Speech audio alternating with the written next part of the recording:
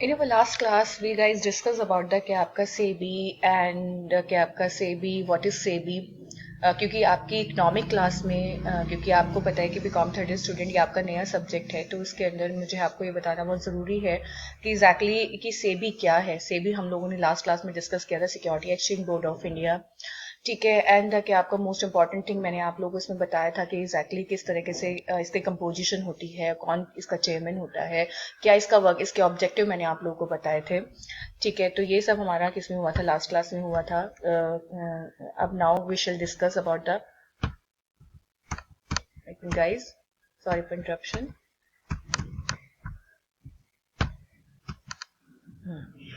ठीक है, सबसे पहले मैं आज आपको इसका प्रैक्टिकल वर्जन बताऊंगी। ग्रुप मेंबर्स इसमें सबसे पहले उनका बिरजे, विनायक हलापति, पितई पिंगाले और आपका सायप्राश वालावालकर एंड सोमेश जुजाम, ये इसके ग्रुप मेंबर्स हैं। ठीक है, रोल नंबर। ठीक है, एंड द कंटेंट, सीधी सी बात है, कंटेंट ये जो हम वैसे इसमें इसके ऑब्जेक्टिव और सेबी ये हम लोग डिस्कस कर चुके हैं। अब आगे पावर ऑफ सेबी फंक्शंस ये सब है, आगे क्या करना है, डिस्कस करना है। ठीक है, तो सबसे पहले इंट्रोडक्शन ये भी हम लोगों ने डिस्कस कर लिया था लास्ट क्लास में कि SEBI was established by government of India 12 April 1988। Yes, क्योंकि मैं अगर आपको इतिहास बता रही थी उस दिन सेबी का कि सेबी अपने आप में 1992 में नहीं था, इसको रिपील कर, ये किसको रिपील कर आया था, कैपिटल इशू कंट्रोल एक्ट को रिपील कर आया था। इसी तरीके से इसका एस्टैब्लिशमेंट, जैसे वही कहना कि हमारा कॉन्स्टिट्यूशन 1946 से बनना स्टार्ट हो गया था, बट एग्जैक्टली इम्प्लीमेंट आपका 1950 में हुआ था। इसी तरीके से आपका ये जो सेबी है ये भी आपका 1988 से बनना स्टार्ट हो गया था, एंड द इम्प्लीमेंट जाकर वो 1982 में हुआ था। An interim administration body to promote orderly and healthy growth of the security market. क्योंकि सीधी सी बात है, आप खुद देखिए कि अगर पहले किसी लॉ के अंदर किसी लॉ को रिपील करके कोई नया लॉ आता है, ठीक है, तो ऑटोमेटिकली उसकी जो डिसएडवांटेजेस होती हैं, उसके अंदर जो लकूनाज होते हैं, मतलब जो उसके अंदर लूप होल्स होते हैं, उनको खत्म करके ही क्या किया जाता है, नया लॉ लेकर आया जाता है। क्योंकि बेसिकली हमारा जो कंसेप्ट है, जब हम लोग पूरे वर्ल्ड वाइड पर या फिर ऑनलाइन बेसिस पर कोई भी काम शुरू करते हैं, ठीक है, वो कम्प्लीटली इलेक्ट्रॉनिकली होता है, तो उस केस में आपको ये नहीं पता कि एग्जैक्टली कौन कहाँ से बैठकर क्या कर रहा है। क्योंकि वैसे भी 1994 में हमें बहुत जबरदस्त, जिसे बोलते हैं ना, लॉस बियर कर चुके हैं हर्षद मेहता के थ्रू। तो इसी वजह से हम लोगों के लिए बहुत जरूरत है कि एक ऐसा एक्ट आना जो अल्टीमेटली सिक्योरिटी मार्केट को एक हेल्दी ग्रोथ दे, ठीक है, और साथ में इन्वेस्टर को प्रोटेक्ट कर भी चले। क्योंकि सीधी सी बात है, ये जो मार्केट है इन्वेस्टर्स के लिए, स्पेकुलेटर्स के लिए नहीं है, और स्पेकुलेटर्स के हाथ में जाना सबसे बड़ी डिसएडवांटेज हो जाती है। तो वही है, सीधी सी बात है, जो सेबी का कंसेप्ट था वो यही था। It was function under the overall administrative control of ministry of finance of government of India. SEBI was given the statutory power on 13 जनवरी। बिल्कुल तभी क्योंकि देखो सीधी सी बात है कि जो स्टैचू, इसको जो पावर दी गई थी वो कब दी गई थी, आपकी 1982 के अंदर दी गई थी। क्योंकि प्रैक्टिकल सी बात है कि जब ऑर्डिनेंस जारी होता है, ऑर्डिनेंस का मतलब तो आप लोग समझते होंगे मेरे बच्चों कि ऑर्डिनेंस का मतलब होता है एग्जैक्टली जब राष्ट्रपति या फिर गवर्नर ऑर्डिनेंस जारी करते हैं किसी चीज को इमीडिएटली इफेक्ट में लाने के लिए, और उस टाइम पर या तो हमारी पार्लियामेंट बैठ नहीं रही होती है या हमारी पार्लियामेंट भंग हो चुकी होती है। क्योंकि ये तो आप लोगों को पता है कि जो लॉ बनते हैं वो पार्लियामेंट के अंदर बनते हैं, जब तक कि दोनों सदनों से हमें परमिशन नहीं मिल जाती, लोकसभा एंड राज्यसभा, तब तक कोई लॉ नहीं बनता है। बट सम टाइम हमें किसी लॉ को इमीडिएटली इफेक्ट में लाना होता है, और हमारे या तो एक क्या कहते हैं, एक सदन बैठा हुआ होता है, दूसरा सदन नहीं बैठा हुआ होता है, दोनों सदन भंग हुए हुए होते हैं। सम टाइम होता है ऐसा, स्पीकर आपका मना कर देता है कि भाई मैं चेयर नहीं करूंगा, क्योंकि बहुत ज्यादा बदतमीजी हो जाती है पार्लियामेंट में। तो इसी वजह से सेबी को ऑर्डिनेंस के थ्रू क्या किया गया, इफेक्ट किया गया, उसको पावर दी गई ऑर्डिनेंस और लेटर रिप्लेस। क्योंकि देखो सीधी सी बात है कि जो भी ऑर्डिनेंस जारी किए जाते हैं वो फॉर द टाइमिंग होते हैं, वो इमीडिएटली किसी लॉ को इफेक्ट में लाने के लिए होते हैं, बट एट द एंड, ठीक है, उसको लॉ में कन्वर्ट करना जरूरी होता है। क्योंकि अगर ऑर्डिनेंस की बात करें तो ऑर्डिनेंस मैक्सिममली 6 हफ्ते तक इफेक्ट में रहता है, अंटिल अनलेस तक आप जो प्रेसिडेंट है जिसने ये लॉ बनाया है वो उसको क्या ना कर ले, अपने आप वापस ना ले ले, या फिर वो पार्लियामेंट के सामने प्रस्तुत ना हो जाए।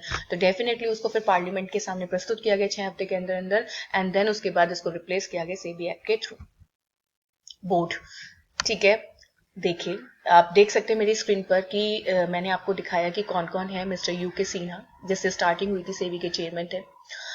Mister Prashant Saran, whole time member of SEBI. क्या कहते हैं, आपका whole time member of SEBI का मतलब ये होता है कि जिनको रिप्लेस नहीं कर सकते हैं, जो क्या कहते हैं रोटेशन के अंदर नहीं आते हैं, ठीक है, जो सेबी के अंदर हर वक्त क्या करते हैं, आपके इफेक्ट में रहते हैं, जिनका अपॉइंटमेंट भी आपके एक पर्टिकुलर टीनियर के लिए होता है।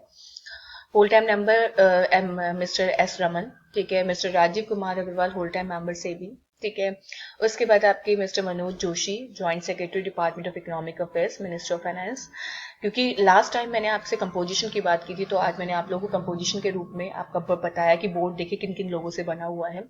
Mister Naved Masood, secretary ministry of corporate affairs. Mister Prakash Singh, क्या कहते हैं जो भी हैं ये छोटू रे, IRS definitely, IRS is equal to IAS officer, ठीक है। Retired chairman of income tax settlement commission, ठीक है। And mister R Gandhi, deputy governor RBI, ठीक है। तो ये सब इनके थ्रू आपका ये हमारा जो सेबी है ये बोर्ड क्या हुआ है, बना हुआ है, ठीक है। अब बेसिकली ऑब्जेक्टिव, ये तो मैं आप लोगों को पहले ही बता चुकी हूँ कि जो ऑब्जेक्टिव है, जो मेन, क्योंकि देखिए 3 मेन फंक्शन होते हैं किसके, सेबी के। एक तो मार्केट को डेवलप करना, सिक्योरिटी मार्केट को डेवलप करना, इन्वेस्टर्स को प्रोटेक्ट करना, एंड सिक्योरिटी मार्केट को प्रमोट करना। मतलब इन्वेस्टर को प्रोटेक्ट करना, सिक्योरिटी मार्केट को डेवलप करना, एंड सिक्योरिटी मार्केट को प्रमोट करना। तो दिस इज द मेन क्या आपका ऑब्जेक्टिव ऑफ क्या आपका SEBI, main objective and you can say the main function. तो वो ये primary objective of SEBI is to promote healthy and orderly growth of the security market and secure investor protection.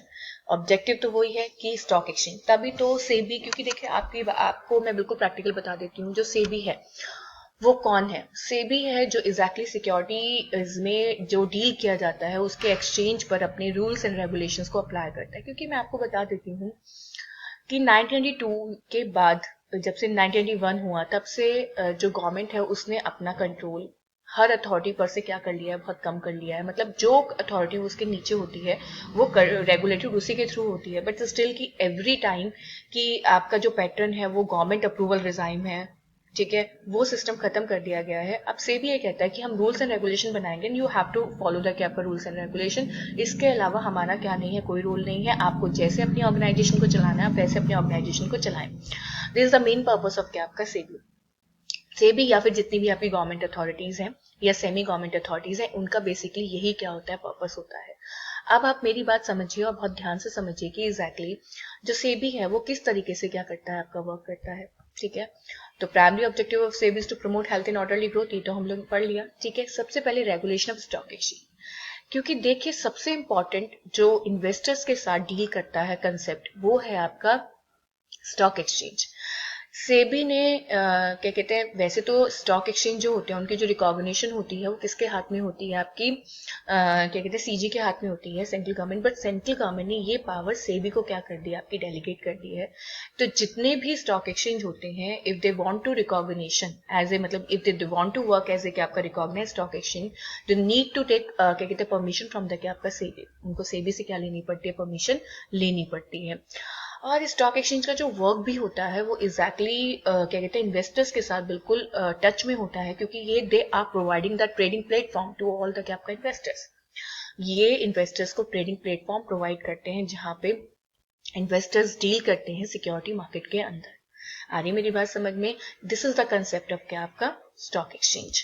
अब definitely जहां पर stock exchange and number of, क्योंकि आपको पता है इंडिया की कितनी पॉपुलेशन है, और इंडिया की पॉपुलेशन में मैं मानती हूँ कि 10% लोग भी अगर स्टॉक मार्केट में काम करते होंगे, ठीक है, तो उस केस में आप खुद सोचिए कि वो जो 10% लोग भी हैं, 10% इट मीन्स, आप समझते हैं अगर हम 137 करोड़ हैं, ठीक है, तो 10% कितने लोग हो जाते हैं, कम से कम 13 करोड़ लोग तो क्या होंगे आपके, हो ही रहे।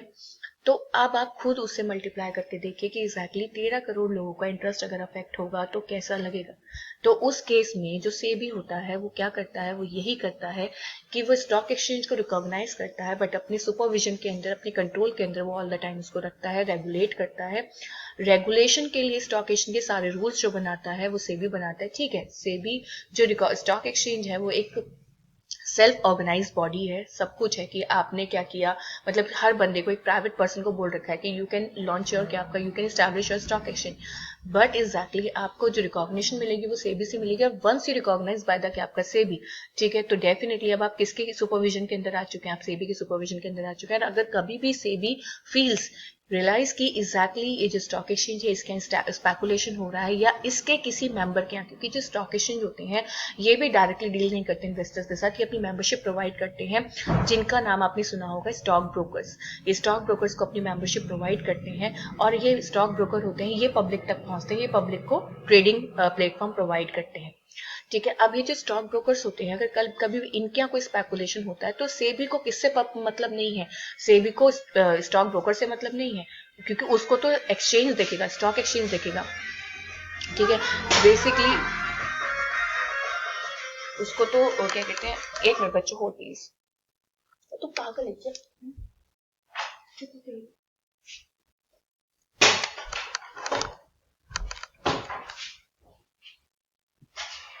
हाँ जी बच्चों, तो बेसिकली हम लोग डिस्कस कर रहे थे किसके बारे में, कि जो स्टॉक एक्सचेंज होता है या कभी भी कोई भी गड़बड़ होती है स्टॉक एक्सचेंज के किसी मेंबर के यहाँ, तो उसको सेबी को किससे मतलब नहीं होता, स्टॉक एक्सचेंज से मतलब नहीं होता, जैसे मेंबर से मतलब नहीं होता, क्योंकि मेंबर को तो स्टॉक एक्सचेंज देखेगा, उसको तो सीधी सी बात है डंडा ठोकना होता है किसको, से क्या कहते हैं, स्टॉक एक्सचेंज को ठोकना होता है। कल अगर वो तब भी नहीं सुनता है, अगर नोटिस देने के बाद भी नहीं सुनता है, तो जो सेबी होता है वो स्टॉक एक्सचेंज की रिकॉग्निशन ही खत्म कर देता है, ठीक है। जैसे कि मैं आपको बता देती हूँ कि पहले हमारी कंट्री के अंदर 2 ही स्टॉक एक्सचेंज थे, एनएससी बीएससी, फिर बढ़ के कितने हुए आपके 23 हुए, बट क्योंकि 23 में से जो 4 स्टॉक एक्सचेंज थे उनको पहले क्या कहते हैं, मतलब थ्रेट किया गया कि एग्जैक्टली आपकी रिकॉग्निशन खत्म किया जाएगा, क्योंकि उनके यहाँ अननेसेसरी स्पेकुलेशन हो रहा था, बट वो नहीं सुने तो उनकी रिकॉग्निशन खत्म कर दिया गया, और दैट्स वाई आज के टाइम में केवल 19 स्टॉक एक्सचेंज आपके वर्किंग के अंदर हैं।